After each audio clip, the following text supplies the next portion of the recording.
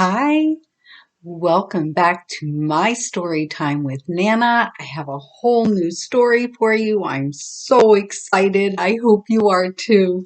Let's begin.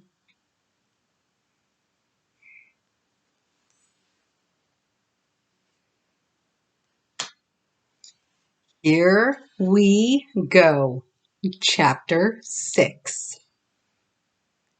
The Halloway children spent a wonderful week meeting new friends and playing with Winnie and Jude at Big Creek. The day after the rubber ducky race, they rode the hay wagon with Winnie, co-driving the tractor. It made them so happy to know that they had helped Winnie win the race. She looked back at them and smiled and waved to her friends as the man in the straw hat started the tractor. Let's move, let's shake, let's go out and investigate, Daddy called out. The children were still snuggled in their bunk beds. The day before, they had played in the volleyball tournament with all of their new friends, and they were worn out. Already? Cried James. Yes, we have places to go, things to see, time to move out. Ugh, said a sleepy Kathleen. Wake up, Elizabeth. Time to shake. I'm not ready to shake, Elizabeth answered. Come on, kiddos, Mommy called out. You heard your father. The children climbed out of their beds and stripped the sheets. Breakfast was ready by the time they finished prepping their room and getting dressed. Daddy had made cheesy eggs for breakfast. Mommy told the children when they came into the kitchen. Yum, James said, my favorite. The family ate breakfast and then the chores of getting the RV ready for travel. Winnie and Jude came over just as the family was finishing up. Hi, Winnie said, waving to Kathleen. Hi, Winnie. So glad you stopped by. Winnie! Elizabeth cried out. I'm really going to miss you. I will miss you too, Winnie said, giving her a big hug. We have something for you. Here, Jude handed a box to James. It's just something to remind you of your time here with us, but you can't open it till you get to your new house. Thank you, the children cried out. We will see you soon, Winnie told them. Mommy got your address and said your mommy and daddy were having a party in a few weeks, and we're invited. Yay! Elizabeth, Kathleen, and James clapped. See you soon! June and Winnie waved as the Halloway family pulled out of their campsite. Where to now, Daddy? Asked Elizabeth. Oh, you'll see, he answered. They call it the Bluegrass State. A place that has blue grass? Asked James. I've never seen blue grass before. It's just called the Bluegrass State, Daddy answered. Their grass is just as green as ours. A few hours later, the singing started. Here we go! Here we go! Daddy exited the interstate, and a few minutes later, they were pulling into their new home for the next week, Kentucky Lake Resort. Ah, another resort, James giggled as they passed the sign. At least it's not another river, Kathleen said. Daddy checked in and then pulled the RV into the campground. They have a beautiful lake here, he told them. I think we can even fish. Their site was right next to the lake. They could see families picnicking on the shore of the lake and people in canoes on the water. The Halloways set up their site and then headed out for the Getting to Know You Park walk. Every campsite they passed was taken. This must be a popular campground. Look how busy it is, Daddy said. They passed a playground filled with children. A pool filled with families. Even the camp store was busy. "Hello," said the woman behind the counter. "Are you here to sign up?" "Sign up for what?" asked Mommy. "Why, the great canoe race," she answered. "It's tomorrow." "What is that?" asked James. "Only the greatest canoe race in these here parts." "Well, we don't have a canoe," Elizabeth told the woman. "Oh, that's okay. We rent them out." "Can we do it, Daddy?" Kathleen pleaded. "Can we? Can we?" "Sure. We have to," he answered. "It is the greatest canoe race ever." "Yay!" the children cried out. Daddy rented the canoe right there in the store, and the woman behind the counter gave him a ticket and a pamphlet. All of the canoes have a number written on the side. You will see you have canoe number 555. It's on your ticket. He handed Daddy the pamphlet and the ticket. "The pamphlet is going to give you fishing tips and how to have the best time." "Thank you," Daddy said. "This does look like a lot of fun." The family left the store and headed to the lake. "I think we need to go and see our canoe," Daddy told them. "See if she looks like a winner." "Daddy, she has to be a winner," Kathleen said. "Why's that?" he asked. "The number 5, she answered matter-of-factly. "There are 5 of us. The canoe is all 5s. We're going to win this race." "Well, let's not get ahead of ourselves," Mommy said. "We don't even know what we have to do." "Win, Mommy. We have to win," said Elizabeth. "Well, of course. Let's go check out our winning canoe." They walked to the area listed in the pamphlet and started searching the canoes for number 555. There were a lot of canoes and a lot of other families looking for theirs.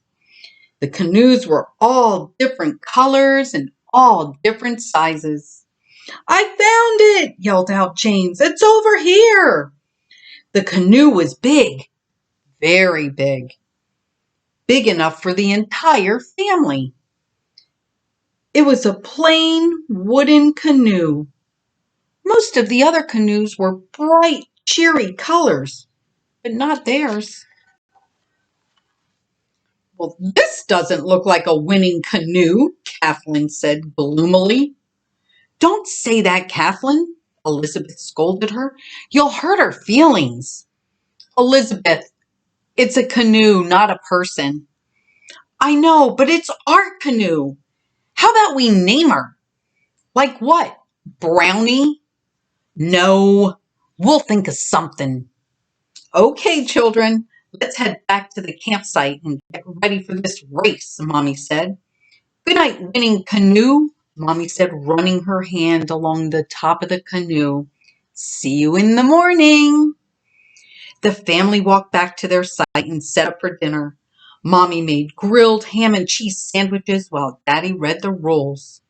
"So, it looks like we have to take the canoe, whatever we name her, to the middle of the lake.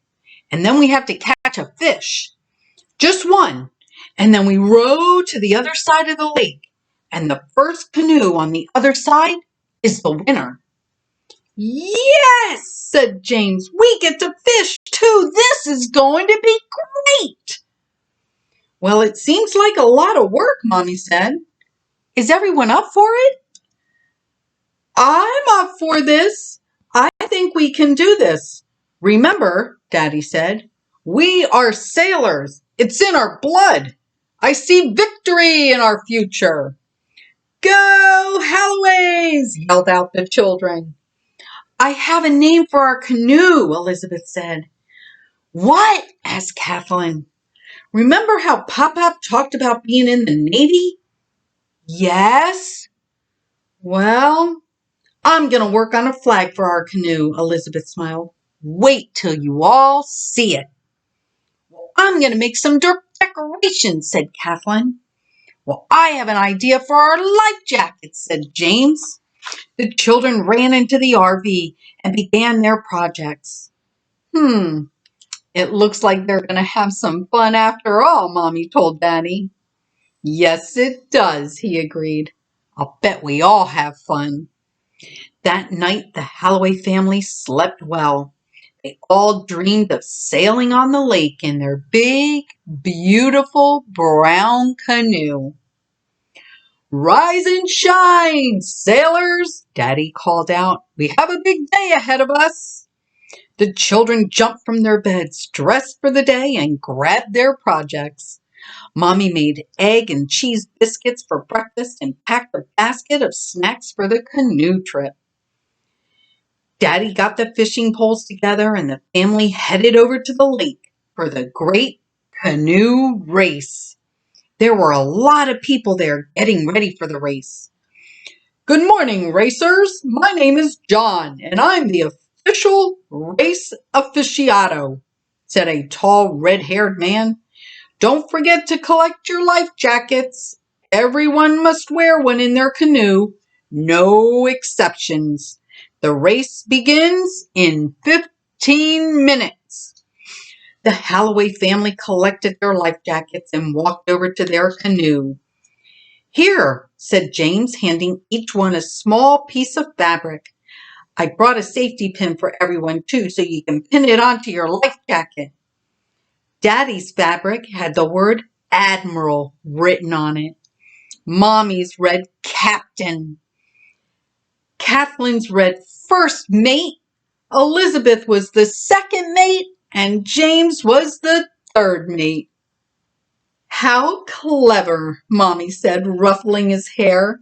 She helped everyone pin their name tags onto their life jackets. Kathleen brought out her decorations. She had constructed 2 long strands of red beads. The family helped her string them along the front of the canoe. Their canoe didn't look so plain now. She looked fancy. Finally, Elizabeth presented the flag. It was a white piece of cloth tied to a stick with the word USS Saratoga written in red. Wow, Daddy said. Pop-Pop would be proud. He was on that ship, you know. Well, let's get this canoe christened, Mommy declared. Elizabeth, put the flag on the back of our canoe. As Elizabeth set the flag, Mommy stood at the front of the canoe with a bottle of water. I christen you the USS Saratoga. She poured water on the edge of the canoe. May you sail true. Yay! The children cried out. Let's do this! Daddy pulled the canoe into the lake, and the family embarked on their adventure of the Great Canoe Race. The man with the red hair blew a whistle, and the children took turns rowing to the middle of the lake. Mommy and Daddy helped set all the fishing poles up, and the family began waiting. Mommy, Elizabeth said, this is the best day ever. I think so too, she said, squeezing her hand. I don't care if we win this race, Kathleen said. I hope we never catch a fish and stay out here all day. Me too, James agreed. It's nice being out here together on our awesome canoe. Well, I hope you mean that, Daddy told the children, because I forgot bait for the fishing lines.